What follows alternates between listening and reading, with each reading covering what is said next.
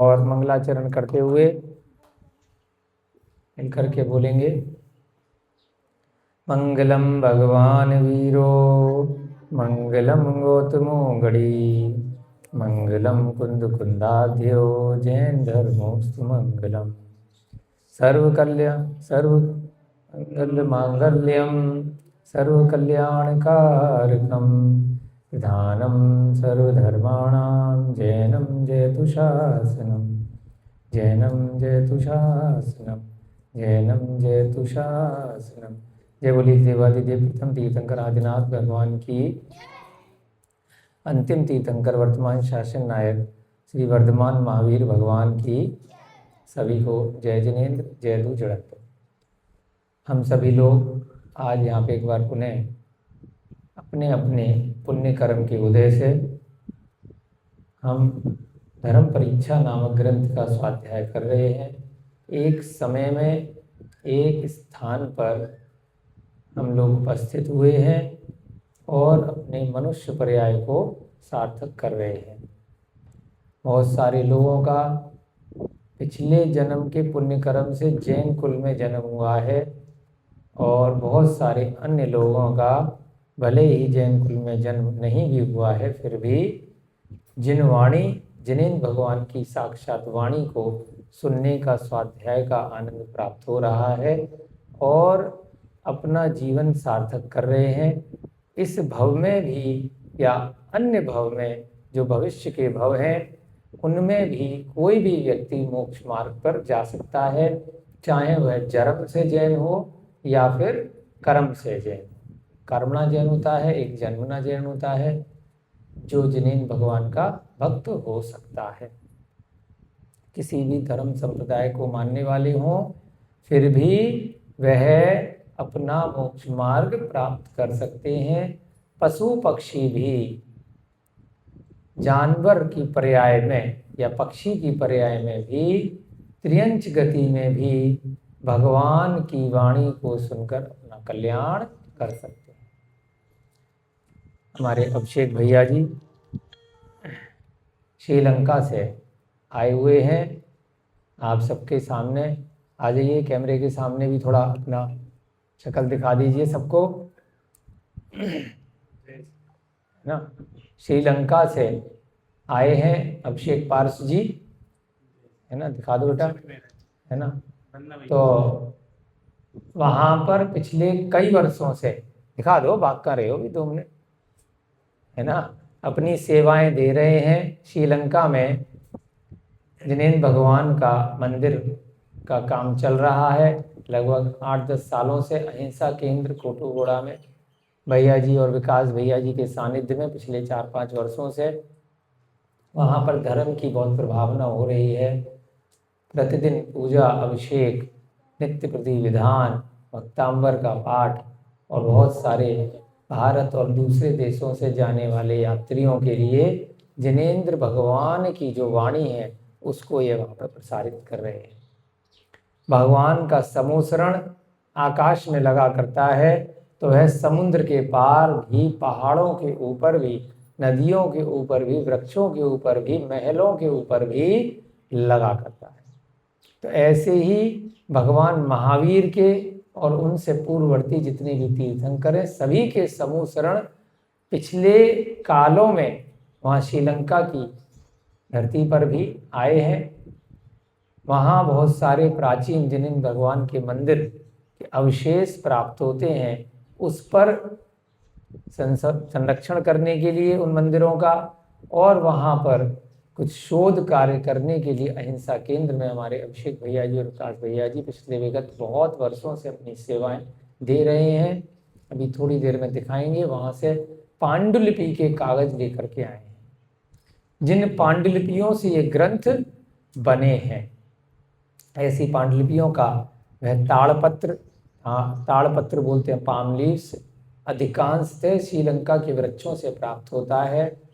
तो हमारी बहुत वर्षों से भावना थी कि हम ओरिजिनल पांडुलिपि के कागज नए इस बार भी प्राप्त करें। आचार्य भगवान सुख सागर जी महाराज की प्रेरणा से वहाँ से खोज करके जंगलों से उन पत्तों का सैंपल लेकर के आए हैं, और अब अगली बार जब विकास भैया ये कोई आएंगे तो उसके पूरे के पूरे बने हुए कागज लेकर के आएंगे।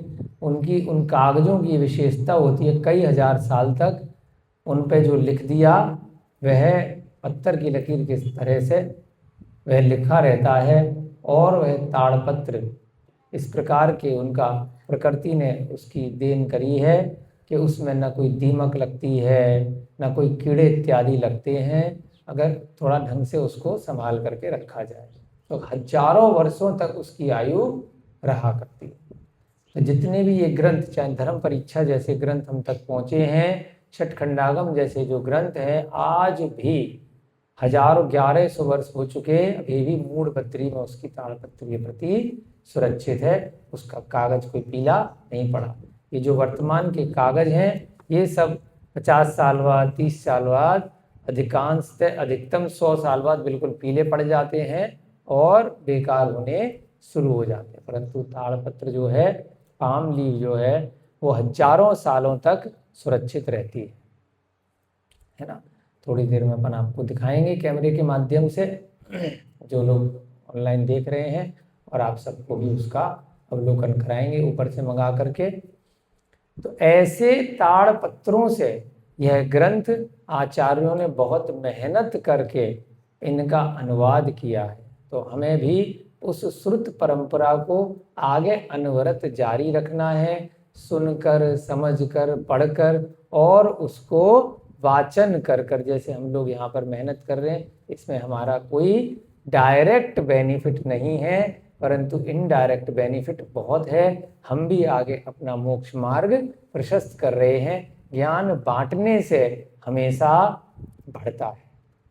एकमात्र ऐसी संसार में वस्तु है जो प्रत्यक्ष रूप से आपने अगर किसी को दी, तुरंत आपको भी उसके डबल ज्ञान हो जाएगा।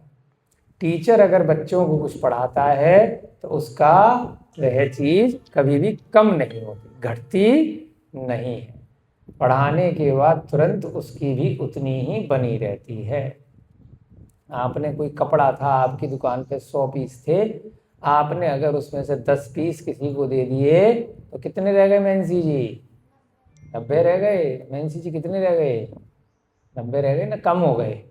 परंतु अगर कोई आया, आपने उसको कुछ ज्ञान दे दिया, कुछ बातें करी, कुछ चर्चाएं करी, तो कुछ कम रह गया क्या? आपके पास जो ज्ञान था कभी कम नहीं होगा, है ना। एकमात्र ऐसी चीज़ है।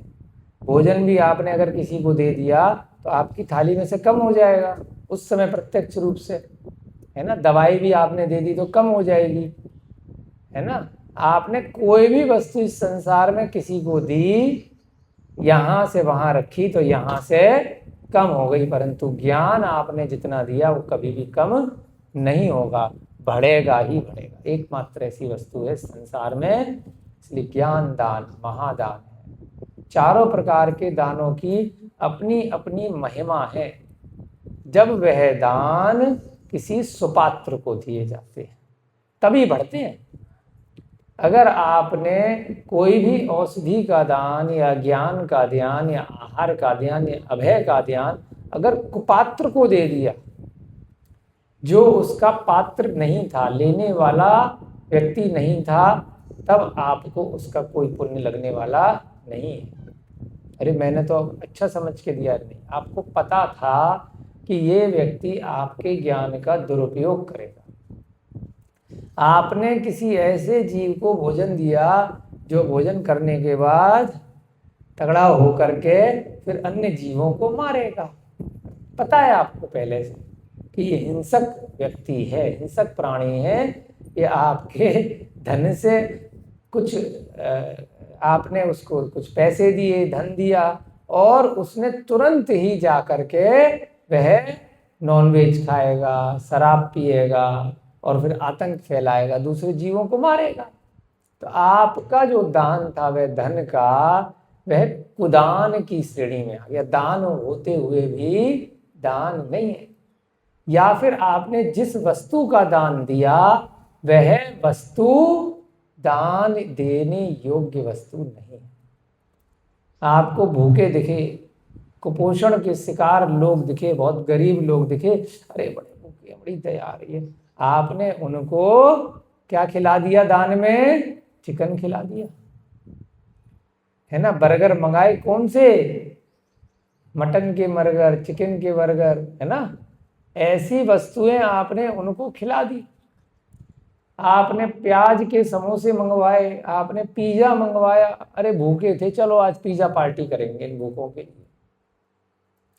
जो भी, खाली नॉनवेज की बात नहीं है, शास्त्रों के अनुसार अगर आपने कुछ भी अभक्ष्य पदार्थ भी भोजन में किसी को दान में दिया है, तब वह भी दान देने योग्य वस्तु नहीं है। अमर्यादित आपने भोजन दिया है, आपने शादी की पार्टी करी, है ना, उसमें आपने बाजार से खूब बाजार का आटा मंगवाया जिसमें कीड़े पिसे हुए थे, क्योंकि शोधित तो था नहीं, महीनों पुराना आटा था, साल भर पुराना पैकेट का, तो वो मर्यादित तो है ही नहीं, वो भी आचार्य कहते हैं अभक्ष्य है। प्रत्यक्ष नहीं दिख रहा कि उसमें बड़े जानवर नहीं काटे गए, नहीं मारे गए, मुर्गा, मटन, गाय, भैंस, गधा, घोड़ा, अंडा, है ना, ये नहीं है, लेकिन फिर भी वह खाने योग्य नहीं है, अमर्यादित है। पता नहीं कहाँ किसने कैसे कैसे उसको बनाया है, उसमें कितने कीड़े थे, घुन लगे हुए थे कि नहीं थे। अभी अपन जो सामने दिख जाता, हाय हाय इसने बनाया उसने बनाया, है ना, गंदा देखते हैं, एक दिन पुराना नहीं खाते, एक एक साल पुराने आटे के बिस्किट खा जाते हैं, चिप्स 3-3 साल की उसकी एक्सपायरी डेट खा ले रहे, पता नहीं कहाँ बनाया, किसने बनाया, क्या पिसा, किसने खिलाया, सामने दिख रहा है तो नौटंकी है, सुबह का शाम को नहीं खा रहे, शाम का सुबह नहीं खा रहे, और वो 3-3 साल पुरानी चीजें, अरे वो तो सब केमिकल डाल करके, प्रिजर्वेटिव मिला करके एकदम शुद्ध है, उसकी एक्सपायरी डेट नहीं है, ऐसा नहीं है। तो हमें बहुत ध्यान रखना है कि खाने योग्य वस्तु क्या है और देने योग्य वस्तु क्या है। यहाँ बैठ कर के जो भी स्वाध्याय चल रहा है, इसका आपको भी पुण्य लगेगा। क्यों? क्योंकि आप पात्र हैं, आप कुपात्र नहीं है। इस ज्ञान का प्रयोग करके आप कोई गलत कार्य नहीं करें। इन ग्रंथों के अंदर बहुत सारे मंत्र भी आते हैं, आचार्यों द्वारा बताए गए।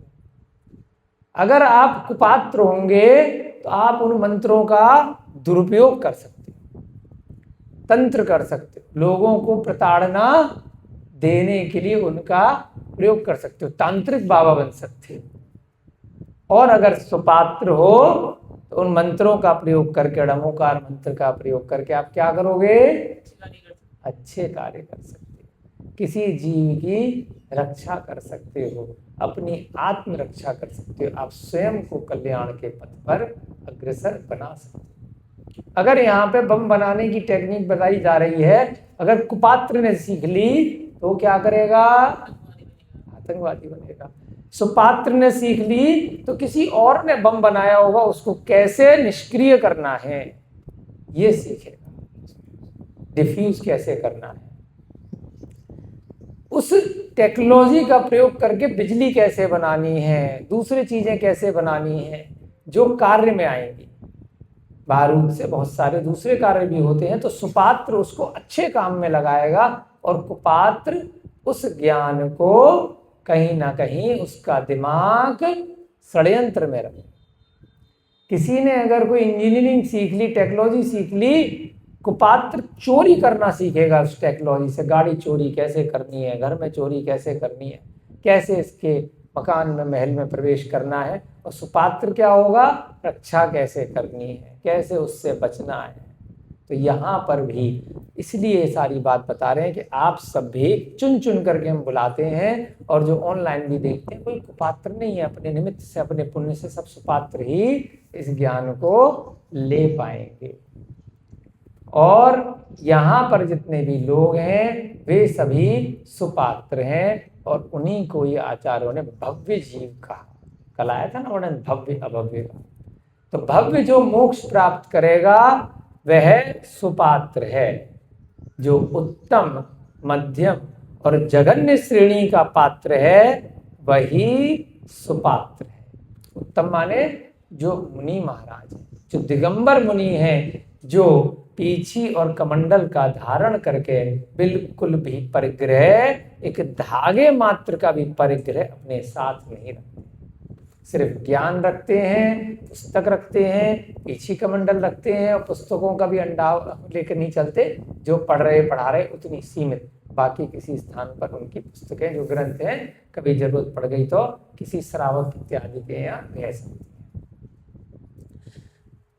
उत्तम के बाद मध्यम, जो उस पथ पर अग्रसर हो चुके हैं, जैसे हमारे क्षुल्लक महाराज, आर्यका माता जी, क्षुल्लिका माता, ये सभी मध्यम श्रेणी के पात्र हैं।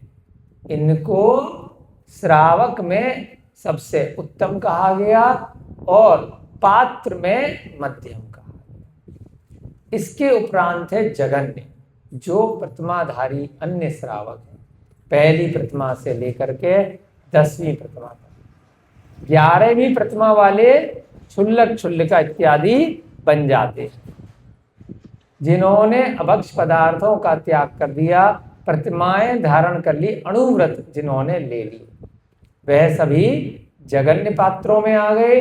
और उसी के साथ में भी अन्य साधर्मी भी आ गए। जब आपको ये पात्र नहीं मिले तो किसी साधर्मी को, जो इस मार्ग पर अग्रसर होना चाहता है, जो जैन कुल में विश्वास रखता है, जो जिनेन्द्र भगवान की वाणी पर विश्वास रखता है, सम्यक दृष्टि, ऐसे लोगों को भी आप 4 प्रकार के दान दे सकते हैं। तो सम्यक ज्ञान भी एक दान ही है।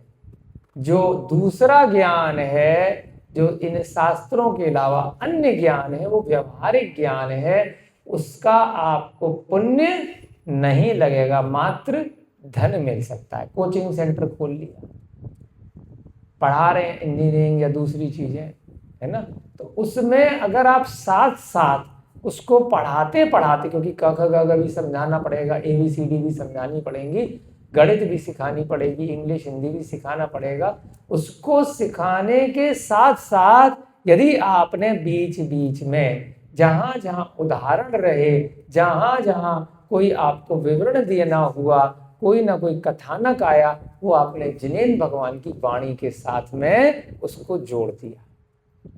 जैसा यहाँ पर बच्चों को आप लोग पढ़ाते हैं, साथ साथ उदाहरणों के माध्यम से आपने यदि इनको कथानकों के माध्यम से 6 डाला, पढ़ा दी, भाग 1 2 3 4 अगर आपने बाल बोध के सिखा दिए, तो वह कुदान न कहलाकर सुदान कहलाएगा और सुपात्रों को दिए जाने वाला दान की श्रेणी में आएगा। इसका पढ़ाने वाले को भी पुण्य लगेगा और पढ़ने वाले को भी पुण्य लगेगा। इस भव में भी कल्याण करेगा और भविष्य का जो अगला भव आपको मिलेगा उसमें भी आपको कल्याण के पथ पर पहुंच जाएगा। यहाँ मनोवेग की कथा चल रही है, विद्याधर की कथा चल रही है, जहां पर हमसे थोड़े श्रेष्ठ महापुरुष तो नहीं है, परंतु हमारे से श्रेष्ठ पुण्य वाले पुरुष रहा करते हैं, ऐसे विद्याधर में। ऐसे ही श्रीलंका का जो राजा था वह भी विद्याधर था। हमारे अभिषेक भैया जी श्रीलंका से आए हैं, वहां का जो राजा था वह रावण एक काल में था, परंतु ये जो श्रीलंका है उसका नाम है, असली वाली जो श्रीलंका है, जो शास्त्र में वर्णित श्रीलंका है, वो कहाँ पर है? वो लवण समुद्र में है, यहाँ पर नहीं है। ये जो जगह है श्रीलंका, ये भारत देश के नीचे, यह तो हिंद महासागर में लवण समुद्र से बहुत पहले इसी आर्यखंड में जहाँ हम रहते हैं वहीं पर है। उस लवण समुद्र के अंदर एक पर्वत है, त्रिकूटाचल पर्वत, बहुत बड़ा, वो विद्याधरों की नगरी है। आज भी वहां पर विद्याधर रहते हैं। विद्याधर एक तो आपके विजयार्थ पर्वत की उत्तर और दक्षिण श्रेणी में रहते हैं, और बाकी स्थानों पर भी जैसे त्रिकूटाचल पर्वत है वहां पर भी विद्याधर रहते हैं। वो स्वर्णमयी लंका है, आज भी वैसी ही है। वहां पर एक काल में जब मुनिसुरनाथ भगवान का, तीर्थंकर का काल चल रहा था, उस काल में, उस समय भगवान राम, लक्ष्मण, रावण इत्यादि जीव रहे, हनुमान भी रहे, बाली सुग्रीव भी ये प्रसिद्ध चरित्र उस समय रहे। तो ऐसी श्रीलंका में भी विद्याधर आज भी रहते हैं, जो हमसे थोड़े से ज़्यादा पुण्यशाली हैं, लेकिन अपने को घबराना नहीं है। यहाँ से भी मोक्ष है और वहाँ से भी मोक्ष है। एक कमाल की बात है कि तीर्थंकरों का जन्म विद्याधर में नहीं होता है। तीर्थंकर यहीं पैदा होंगे, इसी आर्यखंड में, भूमि गोचरी। वो सब क्या होंगे? आकाश वाले जो विद्याधर हैं, उनको खच्चर बोलते हैं। क्या बोलते हैं? खच्चर, विद्याधरों। और अपन लोगों को भूमि गोचरी, भूमि पे गोचर करने वाले, जमीन पर पैदल पैदल चलने वाले। हवाई जहाज भी मैकेनिकल अगर कली काल में मिल गए तो उनमें जा सकते हैं, और विद्याधर आकाश में उड़ने वाले विमानों पर जाते हैं। ऐसे ही वह मनोवेग अपने विमान पर उड़ करके जा रहा है, अचानक से उसका विमान स्खलित हो जाता है, रुक जाता है, चारों तरफ घूम फिर करके देखता है कि क्या हो गया, आगे और क्यों नहीं लग रहा, आगे क्यों नहीं बढ़ रहा। तो नीचे देखता है तो उज्जैन नगरी दिखाई देती है। वहां पर नगर के पास में बहुत सुंदर एक गार्डन दिखाई देता है। उस गार्डन में वो क्या देखता है? अरिहंत भगवान बैठे हैं, एक महामुनि बैठे हैं, जिनको साक्षात केवल ज्ञान प्राप्त हो चुका है, और जिनकी सेवा देव, नरेंद्र, फणेंद्र, इंद्र, सब धर्णेंद्र आकर के, है ना, चारों प्रकार के निकाय के देव आकर के उनकी सेवा में लगे हुए, उनकी गंधकुटी लगी हुई है। इनकी अरिहंत भगवान की उस उज्जैन नगरी में उनको केवल ज्ञान प्राप्त हो गया है। ऐसे ऊपर से वो दर्शन करता और मन में आनंदित हो जाता। पहले तो गुस्सा आ रहा था कि मेरा विमान किसने रोक दिया, परंतु वो जिनेंद्र भगवान के मत को मानने वाला है। पहले उसने अब तक केवल अरिहंतों के बारे में पढ़ा था, सुना था, कभी प्रत्यक्ष देखा नहीं था, बच्चा ही तो था, परंतु उसने उन लक्षणों से पहचान लिया, क्योंकि उसको घर में पढ़ाया गया था कि अरिहंत भगवान कैसे होते हैं। जैसे यहाँ पर इन ग्रंथों से आपको पढ़ा रहे हैं, यहाँ आप स्वयं पढ़ रहे हो, पूजा अभिषेक इत्यादि कर रहे हो। अगर प्रत्यक्ष में कभी यहाँ पर आपने ऐसी चीज नहीं देखी, अगर अचानक से आपको देखने को मिल गई, अच्छा ऐसा, ये वही चीज है जो मैंने पढ़ी थी। शिखर जी के बारे में आपको बड़ी बड़ी बातें बताई गई, अचानक से ले जाया गया तो आप देखते ही पहचान जाओगे, हाँ ये वही शिखर जी है। गिरनार जी के बारे में आपको बस बताया गया, समझाया गया, अच्छा देखते ही पहचान जाओगे। ऐसे ही उन लक्षणों को देख करके उस मनोवेग ने पहचान लिया कि ये अरिहंत भगवान है ना। पहले तो कभी देखा नहीं था, लेकिन उसने जो पढ़ा था, सुना था, अकेला ही था, फिर भी पहचान लिया कि किस प्रकार से वह नगरी है, उस उद्यान में किस प्रकार से वह मुनि महाराज बैठे हैं। 68 गाथाएं आपकी हो गई थी, 69 नंबर की गाथाएं।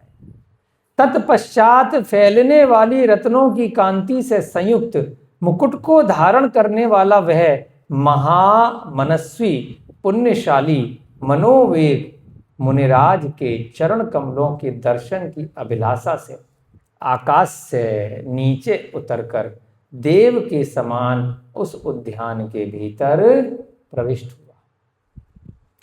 भाई जब ज्यादा लंबी दूरी पे जाना है तब यान में बैठ जाते हैं। बाकी विद्याधरों को इतनी रिद्धि रहती है कि ऊपर से बिना सीढ़ी के भी वो नीचे, अगर विमान रुक भी गया है तब भी आ जाएगा। मकड़ी देखी है ना आपने, मकड़ी, अगर साधारण बच्चे को ऐसी पहली बार कोई मकड़ी देखेगा, कहेगा क्या चमत्कार है, कोई चमत्कार से कम नहीं है वो, कि यहां से उसे ऊपर से उतरना है, उसके कोई पंख नहीं है, ऐसा उसके शरीर से क्या धागा निकलता है। खाती वो भी आप लोगों की और हम लोगों की तरह कोई मिट्टी खा रही है, कुछ चीज खाती होगी, ऐसी पानी वानी पी लेती होगी। क्या चमत्कार है वो भी अपने आप में। अगर पहली बार देखोगे तो चमत्कार, अरे वाह कैसे चल रही है, लेकिन देखते देखते ये तो इसका काम है, तो हम उसको चमत्कार नहीं मानते कि उसको, हाँ भैया जी स्पाइडरमैन पिक्चर देख करके आए, स्पाइडरमैन का जो हीरो है ना, टॉबी मैगुइर, वो भी वीगन है। तो उसने भी, महाराज जी स्पाइडरमैन देख करके आए, उसका जो हीरो है वो भी बेचारा दूध दही घी कुछ नहीं खाता, कोई पनीर वनीर कोई पिज्जा विज्जा नहीं खाता, ठीक है।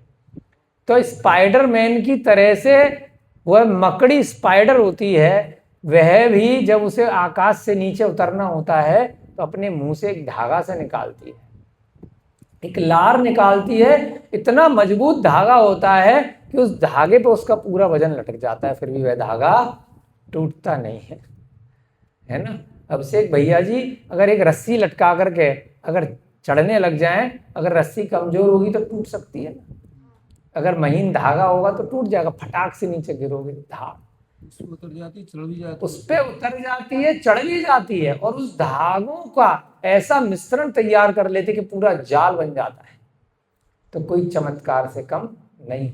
लेकिन हम बहुत अक्सर देखते रहते हैं, घरों में कोने में लग गया, यहाँ लग गया, वहां लग गया, तो साधारण उसका काम है, वो है ही जीव ऐसा। लेकिन जब सोचोगे, चिंतन करोगे, तो प्रकृति में जितनी भी योनियां हैं वह सब अपने आप में चमत्कार ही है।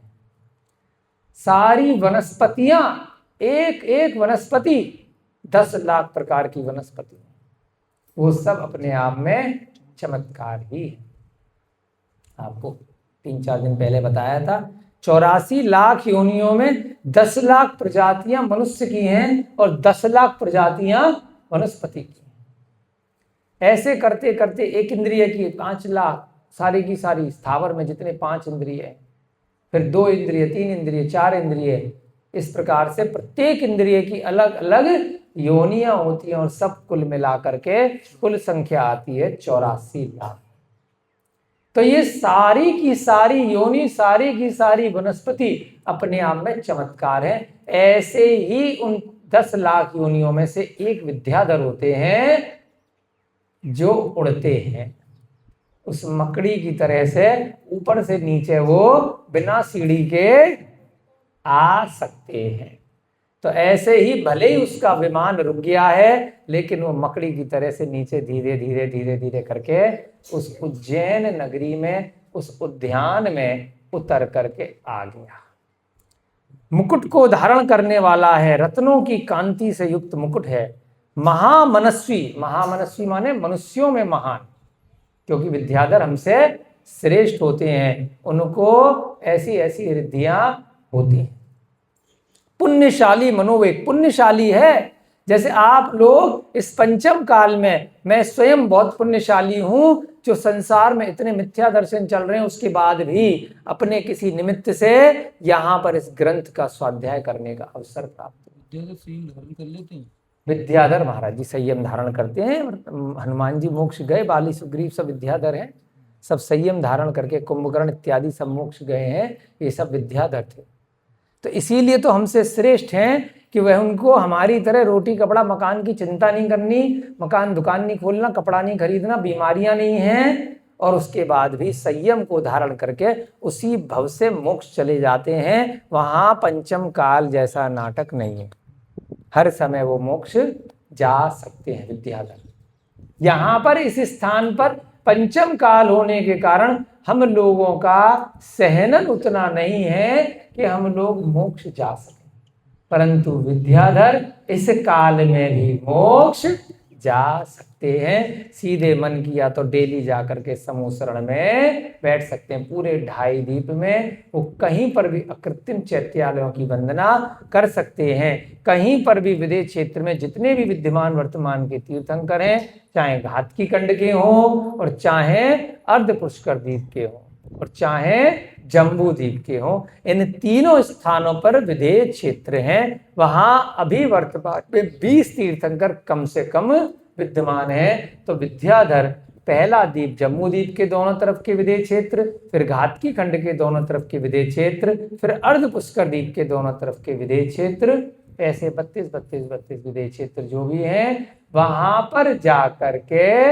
वह क्या कर सकते हैं, वह तप धारण कर सकते हैं, दीक्षा धारण कर सकते हैं, संयम को धारण कर सकते हैं और उसी भव से मोक्ष जा सकते हैं। परंतु देव भी अगर चाहें तो इस काल में देव पर्याय में मोक्ष नहीं जा सकते, क्योंकि संयम को धारण नहीं कर सकते। तो इसलिए उन खच्चर को, उन विद्याधरों को थोड़ा श्रेष्ठ महान मनुष्य कहा गया। इसलिए उनके लिए शब्द क्या आया? महामनस्वी, मनुष्यों में महान।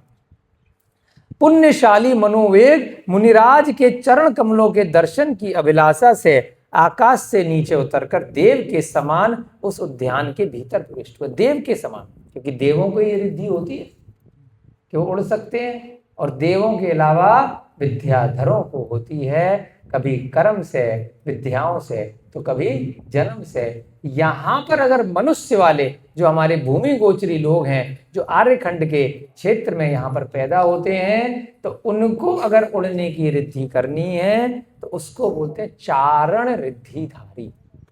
जैसे सप्त ऋषि थे, जिनके कारण से मथुरा में आया हुआ जो रोग था वह दूर हुआ था, ऐसा उदाहरण आता है चारण रिद्धिधारी। महामारी जो फैली थी मथुरा में, है ना, शत्रुघ्न के समय पर, जब मथुरा में शत्रुघ्न जो राम के भाई थे जब पहुंचे थे, तो उस समय वहां पर भी राजा मधु का दृष्टांत आता है और शत्रुघ्न का आता है। तो चारण रिद्धिधारी मुनिराज थे। ऐसे बहुत बार कथानकों में उदाहरण आते हैं। तो वो यहीं के मुनिराज होते हैं, वह भूमि गोचरी होने के बाद भी आकाश में उड़ सकते हैं। उनको पंख फड़फड़ करने की जरूरत नहीं होती। वो जब मर्जी चाहे तो कहीं पर भी उड़ करके ऐसे करके जा सकते हैं। ठीक है, उनको क्या बोलते हैं? चारण रिद्धिधारी। कहीं कहीं ऐसा सुनने में कथानकों में आता है, एक मुनि महाराज हुए हैं आचार्य पूज्यपाद स्वामी, है ना, उनको भी ऐसी रिद्धि प्राप्त हो गई थी, परंतु कोई लेप उनको मिला था, तो वो लेप लगा लेते थे पैरों में और वो उड़ जाते थे, है ना। आचार्य पूज्यपाद स्वामी, उनके भी लिखित बहुत सारे ग्रंथ आप लोगों को, हम लोगों को पढ़ने को मिलते हैं।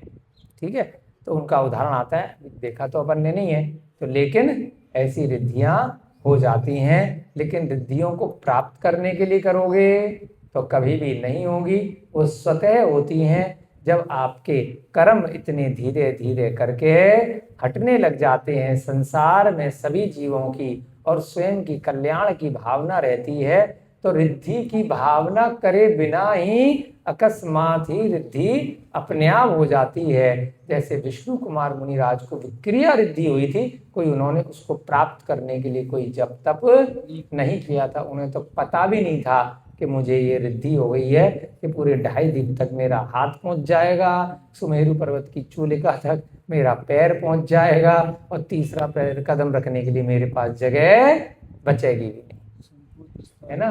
तो इस प्रकार से ये रिद्धियां अपने आप होती हैं जब इनकी कोई इच्छा नहीं होती। अभिषेक भैया जी पूछ रहे थे वहां जन्म कैसे हो सकता है, तो उसकी इच्छा करोगे तो निदान हो जाएगा, अपने आप हो जाएगा।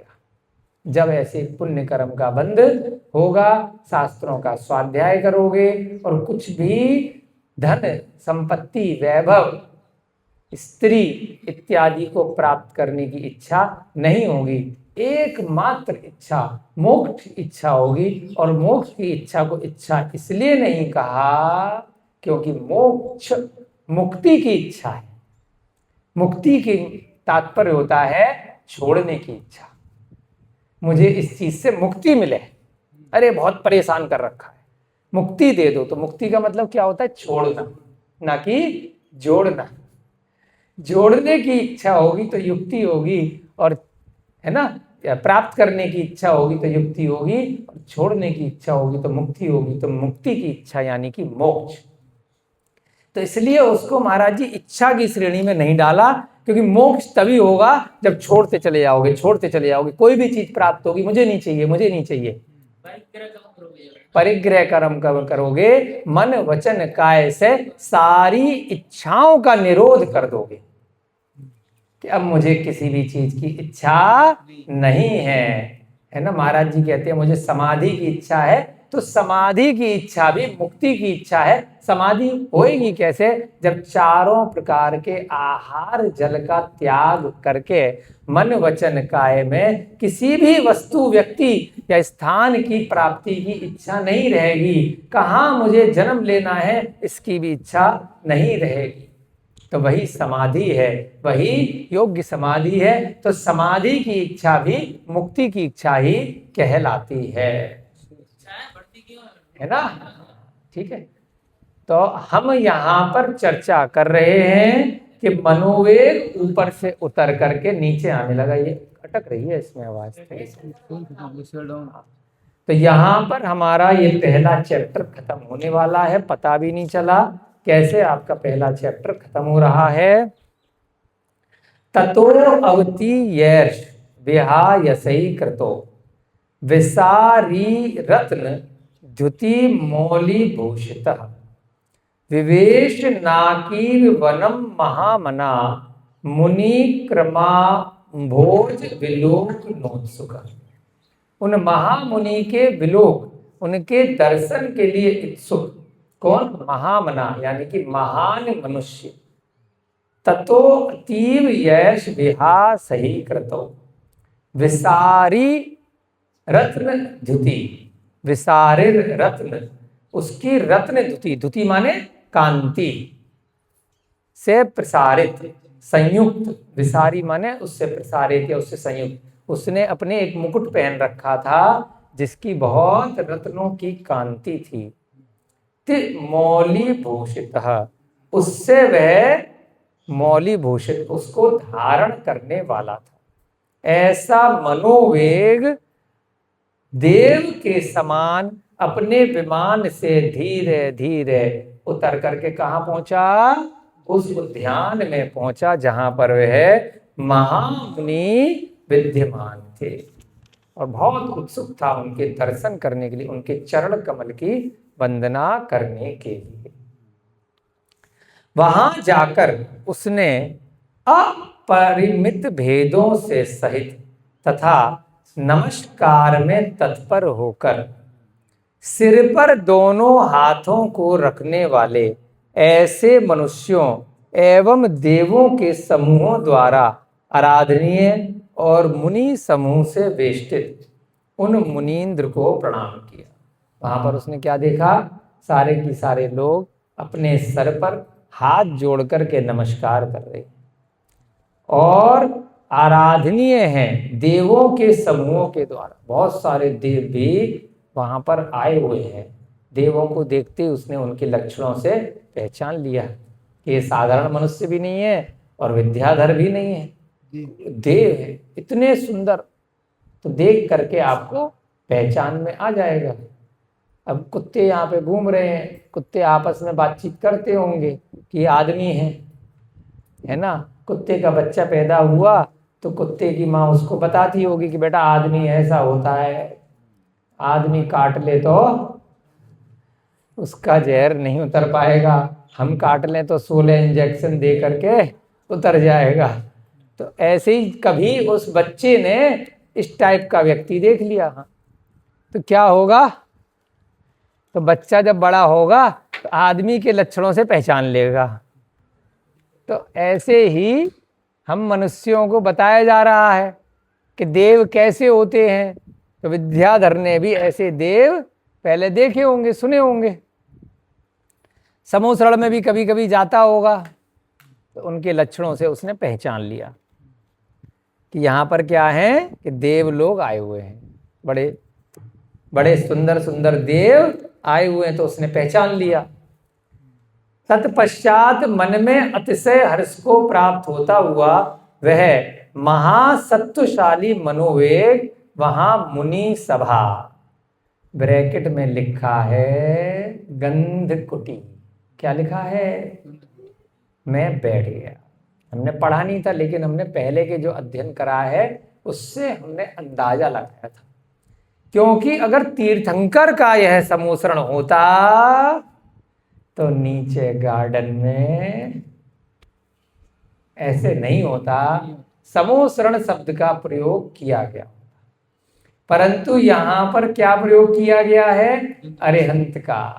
तो गंधकुटी का प्रयोग है। गंधकुटी किसकी लगती है? आम केवली की। जिनको ज्ञान तो तीर्थंकर के बराबर होता है, कोई कम ज्ञान नहीं होता उनको। उन्होंने भी समुद्र घात के द्वारा केवल ज्ञान को प्राप्त करके एक समय में पूरे 3 लोक के सभी पदार्थों को प्रत्येक समय जान लिया होता है ना।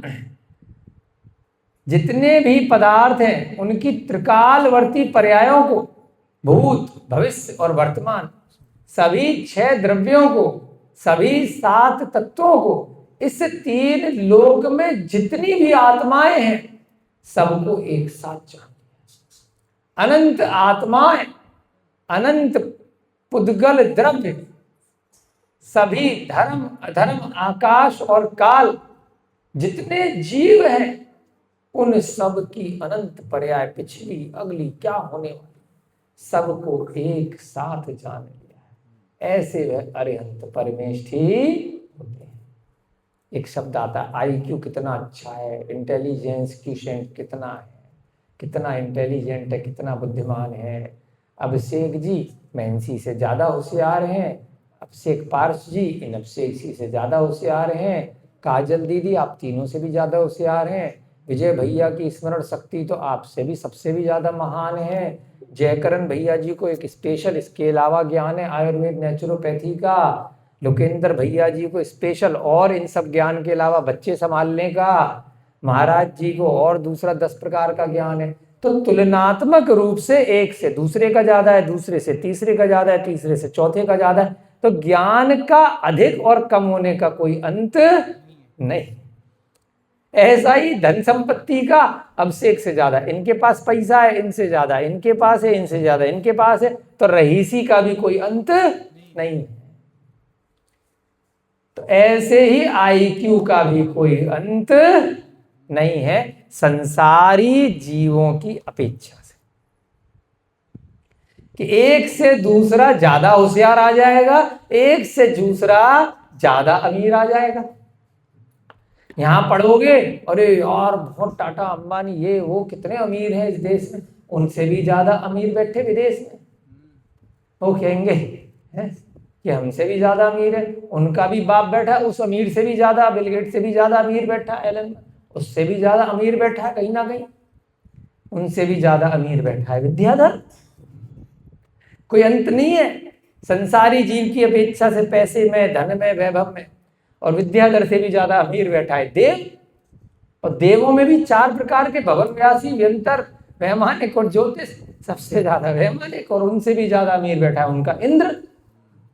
उनसे भी ऊपर चले जाओ तो अनुदिश, अनितर, ग्रहविक, उनसे भी ऊपर चले जाओ तो अरिहंत।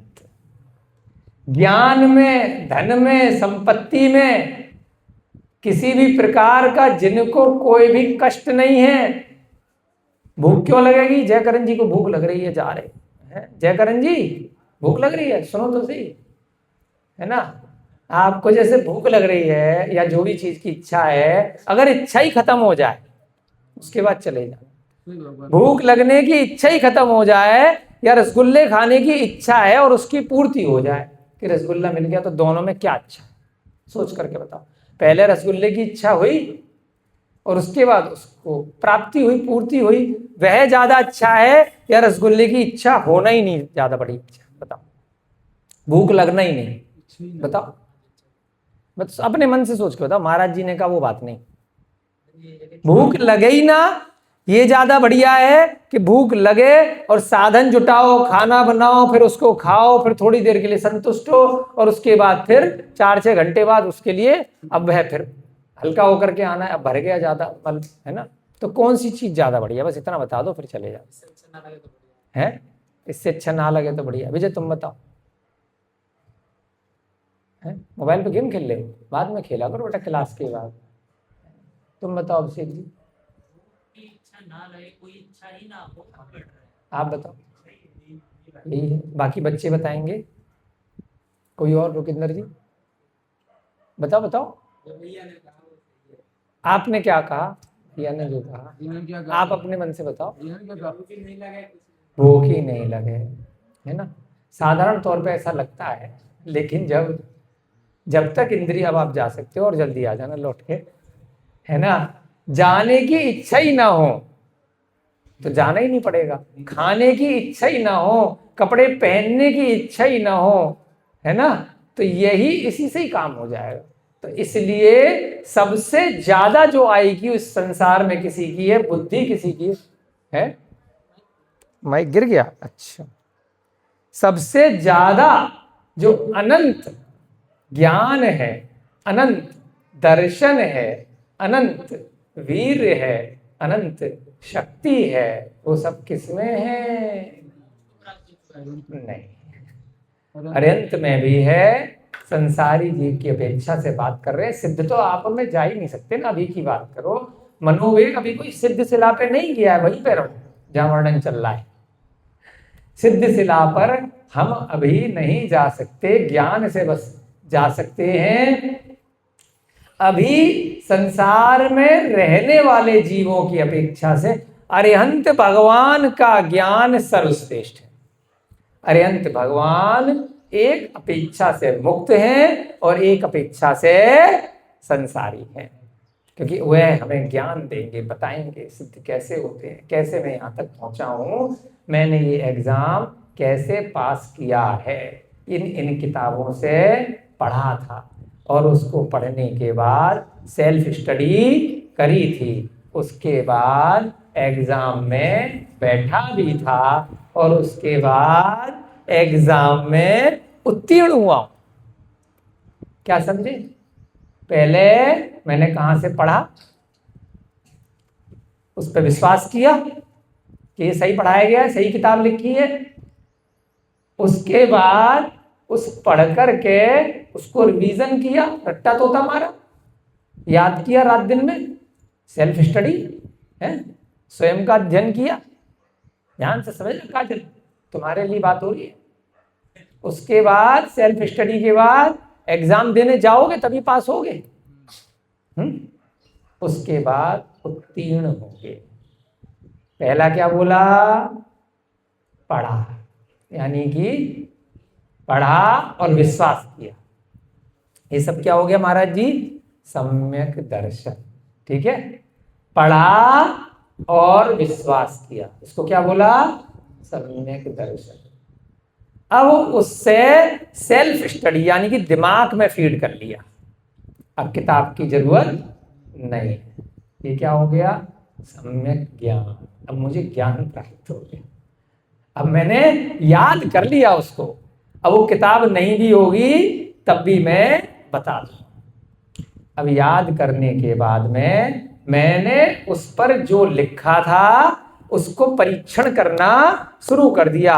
पानी में, पानी कैसे बनेगा? CO2 के अंदर हाइड्रोजन, ये दो चीजें हैं, O2 के अंदर हाइड्रोजन मिलाई जाएगी तो पानी बन जाए। अब मैंने परीक्षण करना, एक्सपेरिमेंट करना शुरू कर दिया। किसके ऊपर? अपने ऊपर। हाइड्रोजन और ऑक्सीजन मिलाएंगे तो पानी बन जाएगा, है ना।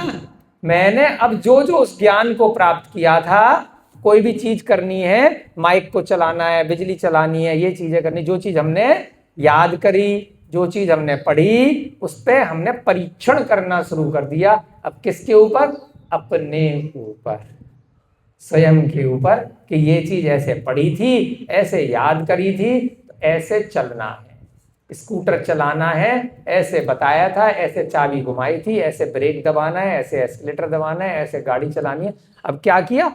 उस पर एक्सपेरिमेंट किया, प्रैक्टिकल किया। महाराज जी ने कहा, इसको क्या बोला महाराज जी? इसका तात्पर्य क्या हुआ? वाह, सब लोग तालियां बजाएंगे हमारे गुरु महाराज जी के लिए। तीसरा क्या आ गया? सम्यक चारित्र। जब तक प्रैक्टिकल नहीं करोगे सारा ज्ञान धरा की धरा, यहीं धरा पे रह जाएगा। प्रवचन ही देते रह जाओगे, दूसरों को प्रैक्टिकल कराना शुरू कर दोगे और खुद यहीं पर ऐसे ही धरा पर निपट जाओगे। तो सम्यक चारित्र आ गया। जब ये तीनों चीजें एक साथ हो गई तो क्या हो गया? एग्जाम में उत्तीर्ण हो गए। जैसे ही उत्तीर्ण हुए एक डिग्री दी गई, आपको बुलाया गया विश्वविद्यालय का। जब फंक्शन हुआ, काजल गई, मम्मी पहुंची, पिताजी पहुंचे, सविता दीदी तालियां बजा रही हैं, क्या मिली डिग्री? स्नातक की डिग्री मिल गई। टोपी लगा दी गई चौकोर, एक कोट पहना दिया गया, एक हाथ में कागज थमा दिया गया। क्या बोला? काजल दीदी स्नातक हो गई। स्नातक किसको बोलते हैं? ग्रेजुएट को। यहाँ पे स्नातक किसको बोलते हैं? अरिहंत भगवान का पर्यायवाची स्नातक। अब स्नातक हो गए, वहीं से तो लिए सारे की सारे शब्द विश्वविद्यालय में जो यहीं लिखे हैं। स्नातक माने पास हो गए, घातिया कर्मों का नाश हो गया। कैसे? प्रैक्टिकल कर करके, प्रैक्टिकल कर करके, प्रैक्टिकल कर करके, है कि भैया ऐसे ध्यान लगाना है। कौन सी दिशा में लगाना है? ज्यादा दिमाग मत लगाओ भैया, उनने कह दिया सीढ़ी कौन सी है, उत्तर में लगाओ, पूरब में लगाओ, कौन से काल में लगाओ, कौन सा ग्रंथ पढ़ो, कौन सा मंत्र पढ़ो, कैसे करना है, कैसे कैसे कैसे कैसे, 10 भव, 1 भव, 2 भव, जितने लग रहे हैं बस पढ़ो, विश्वास करो, करे जाओ। उसके बाद आप और हम क्या हो जाएंगे? प्रैक्टिकल करते करते पास हो जाएंगे। सावा महाराज जी बोला, वह समाधि मरण ही वो एग्जाम पास होने वाला है। तो यहां पर क्या कहा? वहां जाकर के उसने अपरिमित भेदों से सहित नमस्कार में तत्पर होकर सिर पर दोनों हाथों को रखने वाले ऐसे मनुष्यों और देवों के समूहों द्वारा आराधनीय और मुनि समूह से वेष्टित उन मुनीन्द्र को प्रणाम किया। बाकी सब भी कर रहे थे, उसने उन लक्षणों से पहचान लिया, जैसा मैंने किताबों में पढ़ा था, जैसा मेरे घर पे बताया था, जैसे मेरे माँ पिताजी सब लोगों ने बताया था। ये साक्षात आज उनके दर्शन कर रहा हूँ। अतिशय हर्ष को प्राप्त होता हुआ महाशक्तिशाली वह मनोवेग उस मुनि सभा यानी कि गंधकुटी में जाकर के बैठ गया। जैसे कितने सारे शांत बच्चे, आज बड़ा अच्छा लग रहा है, बिल्कुल उद्यम बचा रहे हैं, इसी प्रकार से वो भी जाके बैठ गया। देखो कितने पुण्यशाली हमारे अभिषेक जी। पिछली 15 कक्षाओं में पहली बार ऐसा हुआ है जो बच्चे उद्यम नहीं मचा रहे। रोज आया करो अभिषेक जी, है ना, आपकी पुण्य के कारण से एक भी बच्चा उद्यम नहीं मचा रहा है। गंधकुटी पृथ्वी में लगती है, समोसरण नहीं लगते, सब आकाश में ही, आकाश में लगती है। हाँ छोटी होती है। हाँ गंधकुटी छोटी होती है, समोसरण बहुत बड़ा होता है 12 योजन का, गंधकुटी छोटी होती है।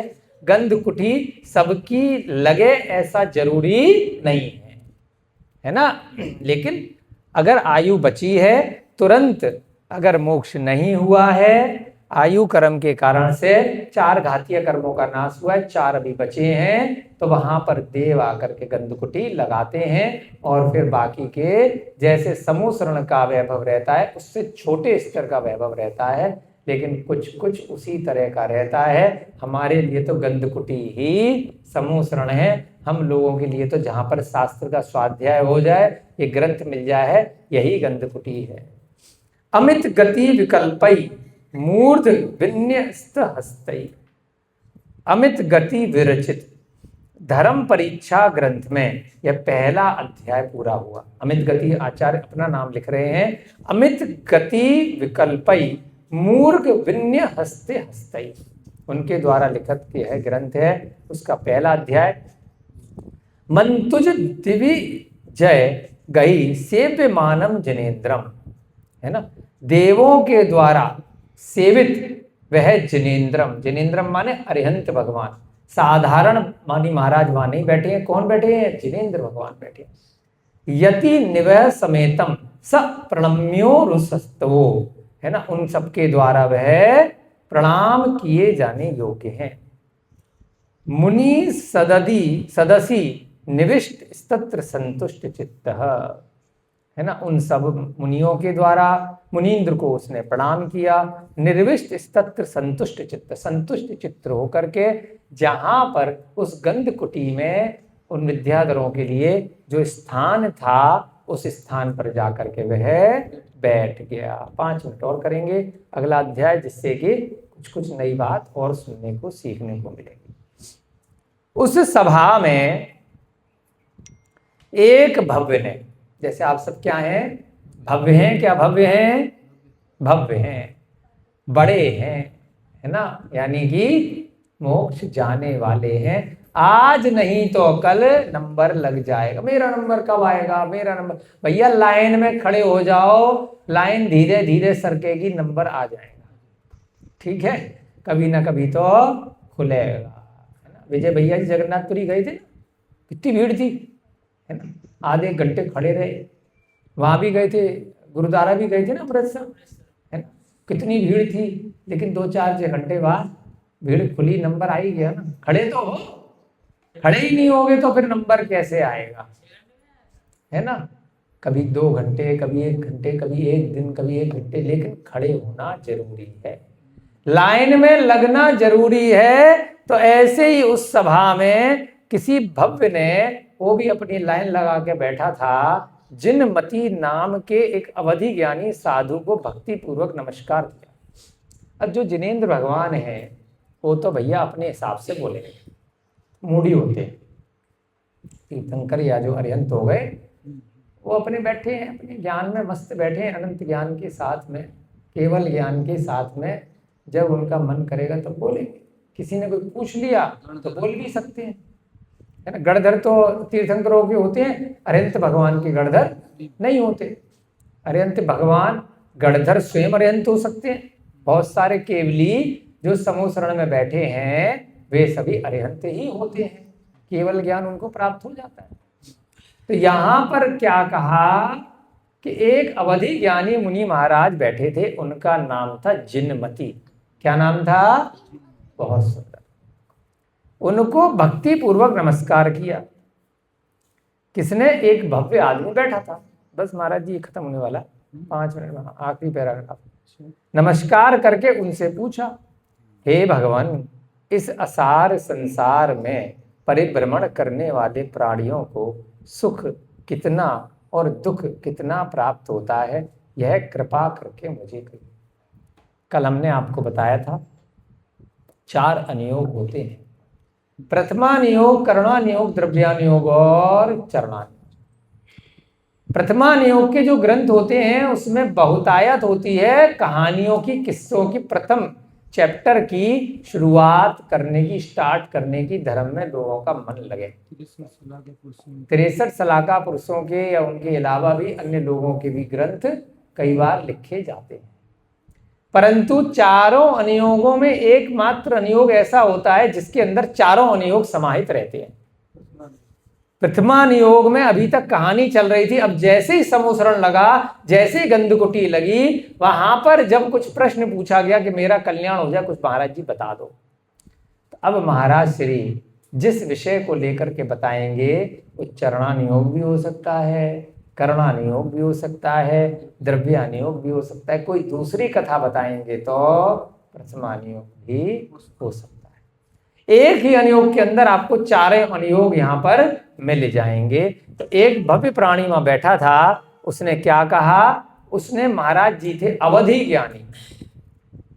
ज्ञान 5 प्रकार का होता है, मति, बोलो मति, श्रुत, अवधि, मने, पर्यय और केवल ज्ञान। अवधि ज्ञान के अंदर अगला और पिछला अपना भी जान लेते हैं और अन्य लोगों का भी सीमा तक जान लेते हैं। अलग अलग अवधि ज्ञान की अलग अलग सीमाएं रहती हैं, है ना। अलग अलग देवों के अवधि ज्ञान की अलग अलग सीमा होती है, अलग अलग मुनि महाराजों के अवधि ज्ञान की अलग अलग सीमाएं रहती हैं। तो अवधि ज्ञान में जान लेते थे, कुछ पिछले भवों की, कुछ अगले भवों की। इसकी कोई इच्छा नहीं की जाती कि मुझे अवधि ज्ञान प्राप्त हो जाए, धैने धैने धैने करके इसलिए जाप लगा रहे, तो नहीं होगा। जैसे ही अवधि ज्ञानावर्णी नामक कर्म का क्षय होगा तो अवधि ज्ञान स्वतः प्राप्त हो जाएगा। 8 प्रकार के जो कर्म हैं उनमें सबसे पहला है ज्ञानावर्णी कर्म। उसके ये 5 प्रकार के भेद हैं, जो 5 ज्ञान हैं। मति ज्ञानावर्णी कर्म, श्रुत ज्ञानावर्णी कर्म, अवधि ज्ञानावर्णी कर्म, मने परे ज्ञानावर्णी कर्म और केवल ज्ञान।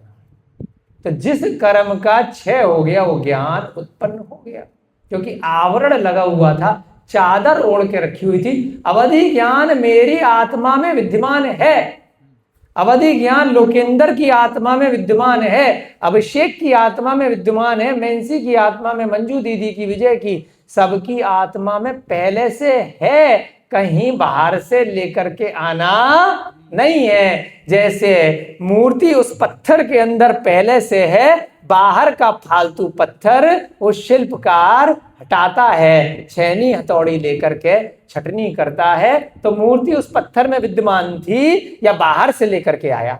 उसी में थी, उसी में थी। बहुत सुंदर।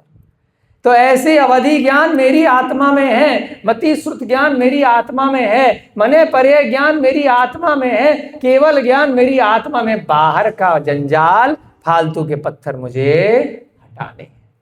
तो जैसे ही अवधि ज्ञानावरणी कर्म हटता है, तुरंत वह ज्ञान उत्पन्न हो जाया करता है। तो यहां पर भी जिनमती नाम के जो मुनि महाराज हैं, उन्होंने कोई ऐसा स्पेशल काम नहीं किया है। उन्होंने अपने जप से, तप से और किसी प्रकार की इच्छा न करके, इच्छाओं का निरोध करके, सम्यक दर्शन, सम्यक ज्ञान, सम्यक चारित्र के साथ में अपने निर्बाध रूप से जो उन्होंने अपना चरित्र का पालन किया है, निर्दोष चर्या का पालन किया है, उसके कारण से जिनमती नामक मुनि महाराज को क्या हुआ?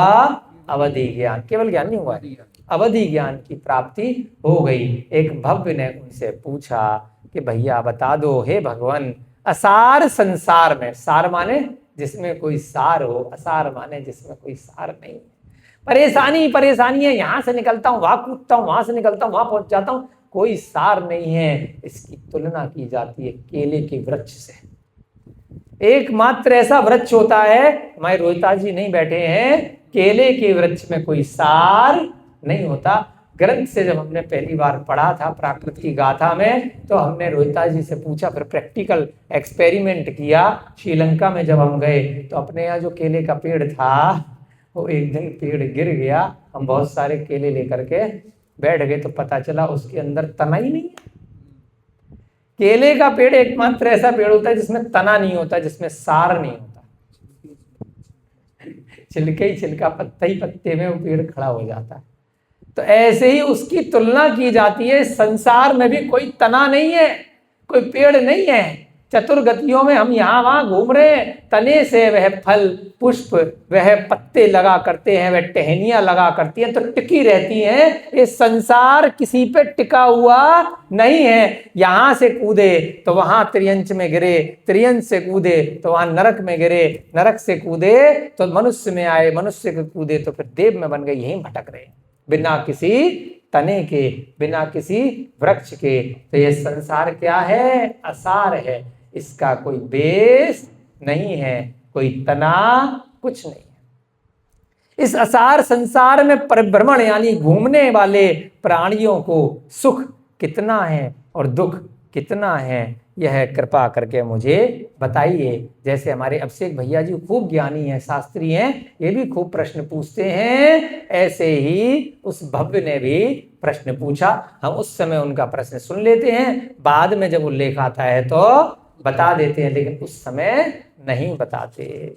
ऐसे ही यहाँ पर उसने क्या कहा, लाए दीजिए, पेन दे दीजिए, आपकी कक्षा का समय हो रहा है, आज की आपकी छुट्टी। अभिषेक जी के सारे प्रश्नों के उत्तर अपने आप मिल जाएंगे। ये भी ऐसे ही पूछ रहे थे, इस असार संसार से कैसे निकला जाए।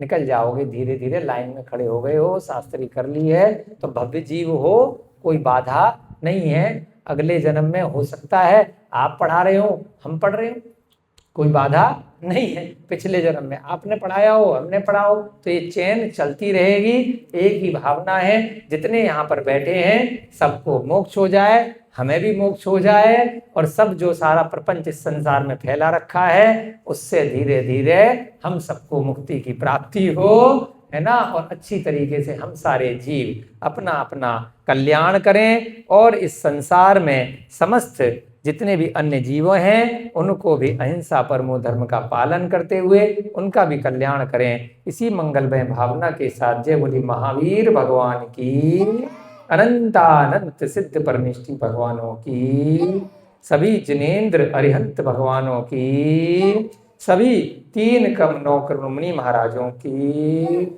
इस युग के प्रथमाचार्य चारित्र चक्रवर्ती आचार्य भगवान श्री शांति सागर जी महान मुनिराज की आज के दिन जिन भगवान का मोक्ष कल्याणक है, ऐसे शांतिनाथ भगवान 3 कल्याणक उनके आज हैं, जन्म, तप और मोक्ष कल्याणक। ऐसे शांतिनाथ भगवान जो मिथिलापुरी तीर्थ क्षेत्र के वर्तमान में मूल नायक हैं, ऐसे शांतिनाथ भगवान सबको शांति प्रदान करें। इसी मंगल भावना के साथ जय बोली शांतिनाथ भगवान की। सभी को जय जय, जय दुर्गा।